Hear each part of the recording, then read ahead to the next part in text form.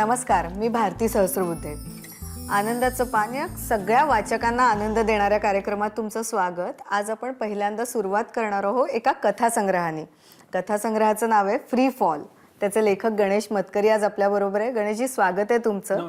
खरं तर ना, मला पहिला प्रश्न आहे की मागच्या वेळी आपण आनंदाचं पानमध्ये तुमच्या पुस्तकाबद्दल बोललो होतो, ते बटरफ्लाय इफेक्ट बद्दल. आता मला या नावांपासून, की आपण मराठी पुस्तक पण नावं थोडेसे वेगळ्या पद्धतीचे असतात, तर नावं का आणि फ्री फॉल काय आहे? नावं मला वाटतं, मला बऱ्याच वेळा असं होतं की मी माझ्या त्या पिरियडमध्ये एका विशिष्ट कथा ज्या लिहिल्या जातात त्यांना एक काहीतरी सिमिलर थीम्स असतात, कारण आपल्या डोक्यामध्ये एका विशिष्ट पद्धतीचा विचार चालू असतो तेव्हा. तर आता बटरफ्लाय इफेक्टचं जेव्हा नाव दिलं होतं तेव्हा असं होतं की एक योगायोग अशा पद्धतीची थीम माझ्या डोक्यात होती की अमुक एक गोष्ट झाली की त्याच्यामुळे पुढे काहीतरी वेगळं घडत जातं. त्यामुळे त्या कथा सगळ्या एकत्र आणणारी थीम म्हणून बटरफ्लाय इफेक्ट. तर फ्री फॉलचं पण असं थोडंसं आहे की फ्री फॉल ही मला एक कथेची आपली जी प्रोसेस असते लिहिण्याची त्याच्याशी तो जवळचा कॉन्सेप्ट वाटतो. म्हणजे फ्री फॉलचा अर्थ काय, तर जनरली जर सायंटिफिकली आपण बघितलं तर एखादी वस्तू जर कुठलंही त्याला हे नसलं आणि ग्रॅव्हिटीच्या वरती जर दुसरी वस्तू पडत राहिली, त्याच्यावर कुठलंही नियंत्रण नाही तर फोर्सचं, तर तो जो एक फ्री झालेला हे असतो पडण्याचा प्रोसेस, त्याला फ्री फॉल असे टर्म आहे. पण मला असं वाटतं बऱ्याच वेळा की आपण जेव्हा लिहितो काहीतरी कथाच्या स्वरूपात, तर तेव्हा आपण एकदा ती कॅरेक्टर्स एस्टॅब्लिश केली आणि एक सेटअप त्याचा हे केला की आपलं त्याच्यावर काही नियंत्रण राहत नाही. मग ती स्वतंत्रपणे पात्र जशी वागतात तशी वागायला लागतात. त्यामुळे आपला हा ताबा सुटणं एखाद्या गोष्टीवरचा, हा एक माझ्या डोक्यामध्ये तेव्हा विचार चालू होता. तर त्यामुळे मला त्या सगळ्या कथा बांधणारी ती एक थीम असल्यासारखं झालं. आणि त्याच्यात एक कथा सुद्धा आहे, फ्री फॉल नावाची कथा त्याच्यामध्ये आहे. आणि त्याच्यामध्ये एका लिफ्टशी होणाऱ्या ऍक्सिडेंटच्या बद्दलची ती कथा आहे. तर त्यामुळे त्याचा ते एक फ्री फॉल लिफ्टचा जो असतो त्याच्याशी ती जोडलेली आहे. तर त्यामुळे मला एका कथेचं नाव आणि एकूण थीम सगळ्याला जोडणारी असं म्हणून ते त्याचं नाव आहे. नाही, तर आता आपण म्हणजे कथांकडे आलोच आहे, कथांकडे वळलोच आहे. तर काय आहेत म्हणजे फ्री फॉल, एका कथेबद्दल थोडंसं तुम्ही सांगितलं, पण ओव्हरऑल फ्री फॉल मधल्या कथा काय आहेत, त्यांचा एकमेकांशी काही संबंध आहे का? फ्री फॉल मध्ये कथा ज्या आहेत त्या मला माझ्या एरवीच्या कथांपेक्षा थोड्याशा अधिक गडद अशा स्वरूपाच्या कथा आहेत. म्हणजे माझी सुरुवात जी झाली फिक्शन लिहायला ती खिडकीआड देवगड्यापासून झाली. म्हणजे ते जवळजवळ सामाजिक पद्धतीचं नॅरेटिव्ह त्याच्यामध्ये होतं. पण नंतरच्या काही कथांमध्ये मला असं वाटलं की त्याच्यामध्ये थोडंसं गूढ एलिमेंट आहे. म्हणजे अगदी बाबा ज्या पद्धतीचं लिहायचे रत्नाकर मतकरी, तोच प्रश्न विचारणार होते. तसं नाही शब्द वापरल्यावर मी विचारणार होती की म्हणजे हा काही थोडासा इन्फ्लुएन्स आहे? नाही, तसा नाही आहे. त्यांचं ज्या पद्धतीचं लिहिणं होतं त्या पद्धतीने नाही, पण एका वेगळ्या पद्धतीने त्याच्यामध्ये काहीतरी घडत, थोडंसं काही यांच्यामध्ये सुपरनॅचरल असेल किंवा काही मध्ये सायकोलॉजिकल असेल, अशी काही एलिमेंट्स त्या कथांमध्ये आहेत. म्हणजे उदाहरणार्थ एक कथा आहे त्याच्यामध्ये हॉन्टिंग नावाची आहे. तर त्याच्यामध्ये ऍक्च्युली तो जो त्यातला मुलगा असतो लहान, त्यांना त्याच्या बिल्डिंगमध्ये एक फ्लॅट असतो आणि त्याला असं त्यांच्याकडे अशी अफवा असते की तो झपाटलेला फ्लॅट आहे, तिथे काहीतरी झालेलं आहे. आता त्या कथेमध्ये प्रत्यक्षात सुपरनॅचरल नाही, ती सायकोलॉजिकल अशा पद्धतीची कथा आहे. पण तरी सुद्धा त्याला एक वेगळी शेड त्याच्यामध्ये असणं किंवा त्याच्यामध्ये अनेक गिल्ट कॉम्प्लेक्स पासून अनेक जे मुद्दे आहेत, तर हे सगळे जोडले तर आपल्याला एक वेगळं अधिक गडद अशा पद्धतीचं नॅरेटिव्ह त्याच्यामधून तयार होतं. आणि अशा बऱ्याचशा त्याच्यामधल्या कथा आहेत. म्हणजे काहींमध्ये एक गिल्ट सारखी कथा आहे, त्याच्यामध्ये असा एक आपला पास्ट आणि प्रेझेंट यांच्यामधलं काहीतरी रिलेशनशिप, आणि त्याच्यामध्ये एक काहीतरी सररियल म्हणजे आपलं जे वास्तव असतं त्याच्या पलीकडे जाणारं काहीतरी डोकावत आहे आपल्या वास्तवात, अशा पद्धतीचं एक नॅरेटिव्ह आहे. किंवा त्याच्यात एक अपरात्र नावाची गोष्ट आहे, ज्याच्यामध्ये एका रात्रीत घडणाऱ्या घटना आणि मग तिकडचा थोडासा क्राईमशी त्याचा संबंध आहे वगैरे. अशा ज्या आपल्या रिअलिस्टिक ज्या घटना असतात त्याच्या थोड्याशा पलीकडे जाणारी एलिमेंट्स त्याच्यामध्ये आहेत. त्यामुळे थोडंसं गूढतेकडे झुकणारं आणि एरवीच्या लिखाणापेक्षा माझ्या थोडंसं गडद अधिक अशा पद्धतीचं त्याच्यातलं नॅरेटिव्ह आहे. त्याच्यातलं मला आणखीन एक गोष्ट सांगण्यासारखी वाटते की जी माझ्या बऱ्याच कथांमध्ये असते, की त्याच्यामध्ये एक ऑटोबायोग्राफिकल एलिमेंट खूप स्ट्रॉंग असतं. म्हणजे ते प्रत्येकाच्या लेखकाच्या याच्यात असतं की प्रत्येक जण शेवटी आपल्या आयुष्यापासून इन्स्पिरेशन घेऊन लिहित असतो. आता हे काही थेट असं चरित्रात्मक म्हणण्यासारखं नसतं, कारण त्याच्यामध्ये कधी आपल्याला एखादी घटनावरून काहीतरी सुचतं, कधी एखाद्या विचारावरून काहीतरी सुचतं, किंवा आपण काहीतरी पाहिलेलं असतं त्याच्यावरून सुचतं. आता उदाहरणार्थ मगाशी हॉन्टिंगच्या बद्दल मी सांगितलं, तसं खरोखरच आमच्या जवळच्या एका बिल्डिंगमध्ये असा एक फ्लॅट होता की ज्याच्यामध्ये तुम्हाला काहीतरी तर असं काहीतरी ट्रिगर असतो. किंवा एक ती मगाशी गिल्ट नावाच्या कथेबद्दल म्हटलं, त्याच्यात मी खूप माझे बायोग्राफिकल तपशील वापरलेत.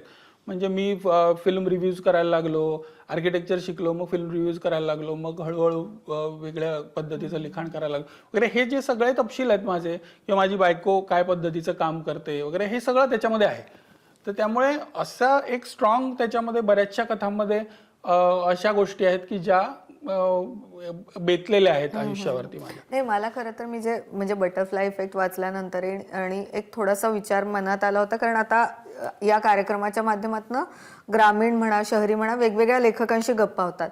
तर जे विषय असतात ना, तर सरळ सरळ मला जे दिसतंय की खूप युवा लेखक लिहितात आहे आणि त्याच्यात खरंच शहरी आणि ग्रामीण अशा पद्धतीचे विषय हाताळणारे लेखक आहे. तर जेव्हा आता तुमच्यासारखा लेखक आहे जो पूर्णपणे बॉर्न अँड ब्रॉटअप शहरातला आहे, शहरी जीवन जगणारा आहे, त्यांचे विषय जगण्याचा संघर्ष कधीच नसतात. मग अशा लेखकांना हे जे विषय शोधणं असतं किंवा विषयांना एखादा विषय आपल्याला सुचला, जाणवला की त्याला जे इलॅबोरेट करणं असतं ते शहरी लेखकांसाठी खूप वेगळं असतं इतर लेखकांच्या मानाने. मला वाटतं की त्यांचं विषयाचे तपशील असतात ते खूप वेगळे असू शकतात, पण तरी सुद्धा त्याच्यामध्ये एक जर काहीतरी एक युनिव्हर्सल एलिमेंट असलं की एखादं जनरली आयुष्याशी निगडीत असं काहीतरी, तर ते एक युनिव्हर्सॅलिटी त्याला असते. म्हणजे मग ते त्याची भाषा वेगळी असू शकते. शहरामध्ये बोलणाऱ्यामध्ये उदाहरणार्थ भाषेत इंग्रजी शब्द अधिक येऊ शकतात,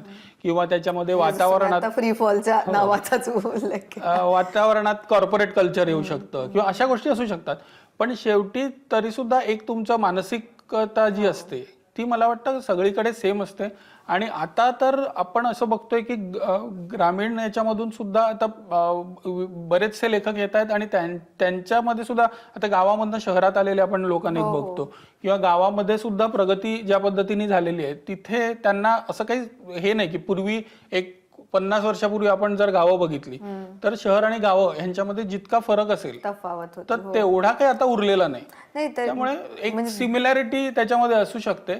आणि एक फक्त त्याच्यात लक्षात घ्यायला हवं की विषयामधलं मध्ये काहीतरी एक असं पाहिजे की जे मानवी स्वभावाशी किंवा एकूणच सगळ्यांना आयडेंटिफाय जगण्याशी संबंधित आहे, आणि तर ते सगळ्यांपर्यंत पोहोचू शकतं. फ्री फॉल नंतर पुढे काय, कारण तुम्ही कथा लेखनात सुद्धा वेगवेगळे प्रयोग करत असता, तर आगामी काय? आगामी माझा आणखीन एक, मला वाटतं आता आणखीन एक संग्रह माझा कथासंग्रह आणखीन एक येऊ शकेल एवढं आहे. म्हणजे आता ह्या दिवाळीमध्ये लिहिलेल्या कथा आणि गेल्या वर्षीच्या कथा ह्यांचा मिळून एक कथासंग्रह येऊ शकेल. आणि आणखीन माझं एक ललितमध्ये माझं एक बिब्लिओफाईल नावाचं सदर आहे की जे इंग्रजी वाचनाबद्दलचं आहे, तर त्याचं बहुतेक पुस्तक रूपात ते येऊ शकेल. आणि माझा आता विचार आहे की थोडासा अधिक लांब फॉर्मॅट कडे कादंबरी सारख्या वळायचा असणार होता की कादंबरी तुम्हाला एक्साइट नाही करत? हो, नाही, म्हणजे ऍज अ फॉर्मॅट, म्हणजे साहित्य प्रकार म्हणून ऍज अ फॉर्मॅट करते. आणि मला असं वाटतं की आता यावेळेच्या माझ्या ज्या कथा आहेत त्या थोड्या अधिक मोठ्या पण आहेत एरवीपेक्षा. म्हणजे एरवीची साधारणपणे एक 5-6 हजार शब्दांची असेल, त्यावेळेस 10,000 शब्दांपर्यंतच्या आहेत. तर मला असं वाटतं की आता लॉजिकलीच हळूहळू मला वाटतंय की अधिक एक्सप्लोअर करून अधिक हे लिहावं. त्याच्यामध्ये मुळात फरक असा असतो की कादंबरीचा स्प्रेड खूप मोठा असतो, आणि त्यामुळे माझी खिडक्या अर्ध्या उघड्या होत्या ही कादंबरी आणि कथा मालिका ह्याच्या मधली होती, कारण त्याच्यात ती सलग वाचली तर त्या सगळ्या कथा मिळून एक कादंबरी असल्यासारखी. तर त्याच्यामध्ये एक मोठा ग्राफ आहे. तर तसं त्याच्यात एक स्ट्रक्चर मी शोधतोय की काय पद्धतीने त्या सगळं ते एकत्र करून एक मोठा पट कसा मांडता येईल. पण माझा डेफिनेटली विचार आहे की आता काहीतरी लॉंग फॉर्मॅटमध्ये काहीतरी लिहावं. नाही, खरंच मला हे जे योग घातलेली पुस्तकं आहेत आणि जे तुम्ही लिहिण्याचा प्रयत्न करताय त्या सगळ्यासाठी शुभेच्छा. फ्री फॉलच्या यशासाठी सुद्धा आमच्या सगळ्यांकडनं शुभेच्छा. आणि आज तुम्ही आलात, आम्हाला वेळ दिलात, त्यासाठी खूप खूप आभार. थँक्यू. फ्री फॉल नंतर आपण आता एका वेगळ्या पुस्तकाकडे वळणार आहोत, कारण आपण पुस्तकं वाचतो तेव्हा ती बघतही असतो. त्याचं मुखपृष्ठ आज जर काही रेखाचित्र असतील तर किंवा खूप छान छायाचित्र असतील तर ती आपल्याला खिळवून ठेवतात. तेव्हा अशाच एका वेगळ्या पुस्तकाबद्दल आज आपल्याला गप्पा मारायच्या आहेत, जे पुस्तक वाचायचं तर आहेच पण त्याबरोबर ते बघायचंही आहे आणि बघून थक्क व्हायचंय.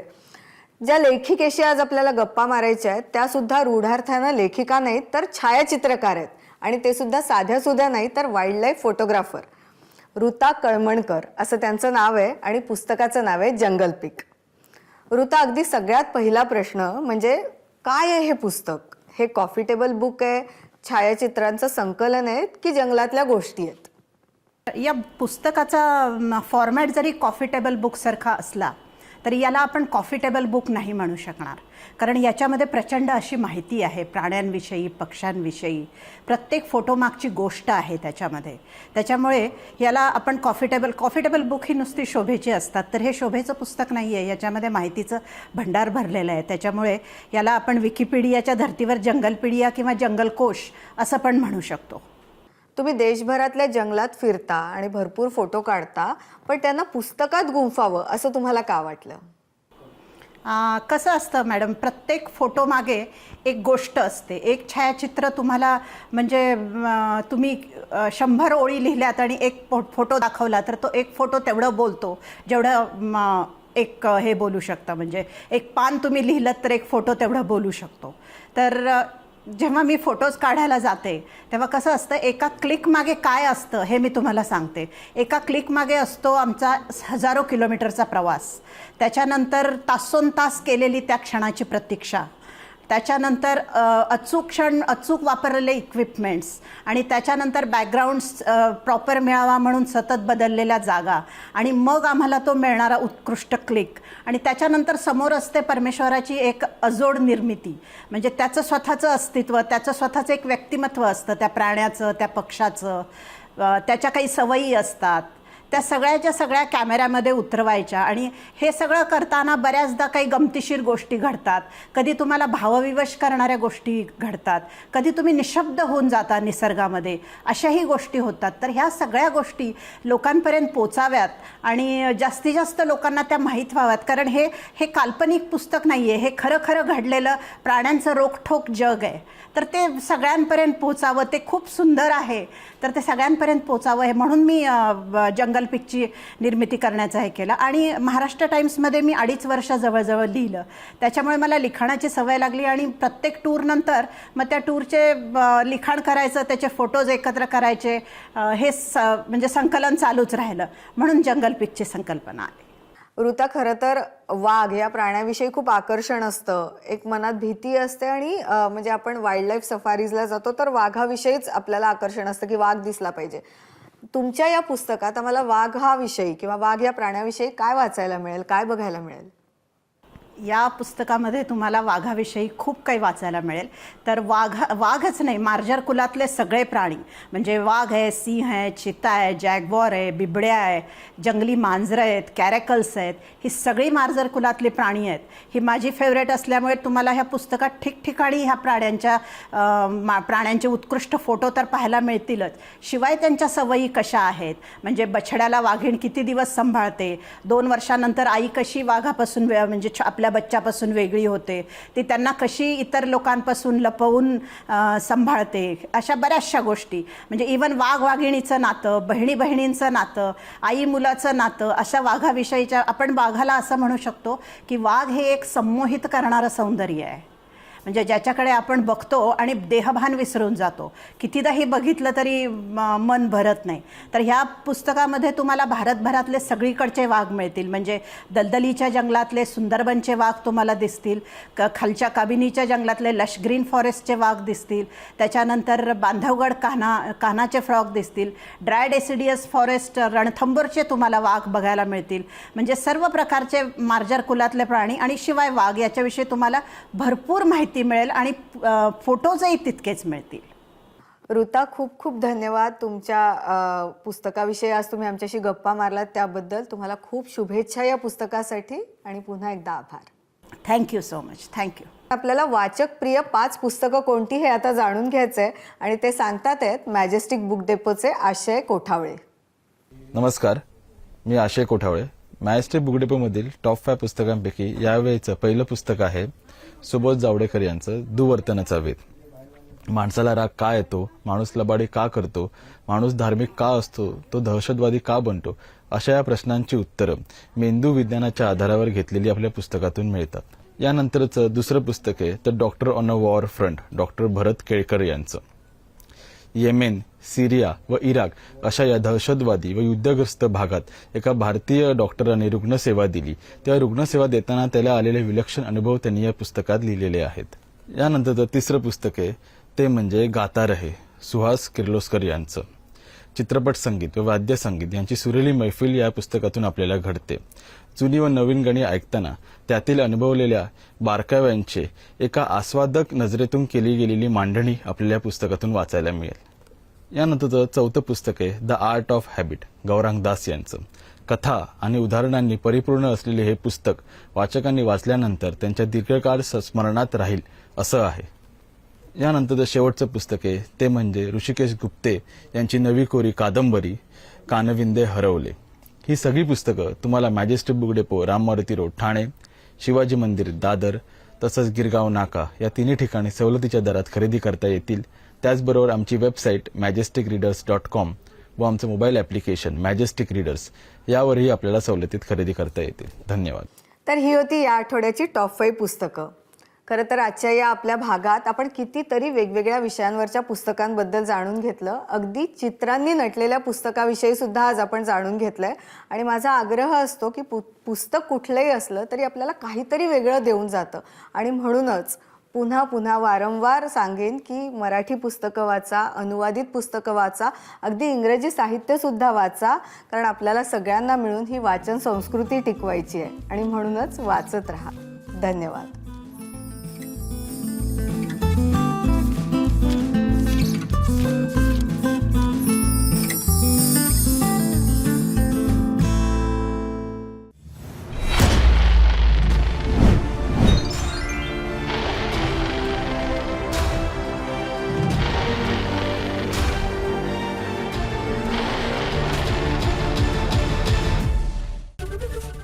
एबीपी माझा, उघडा डोळे बघा नीट.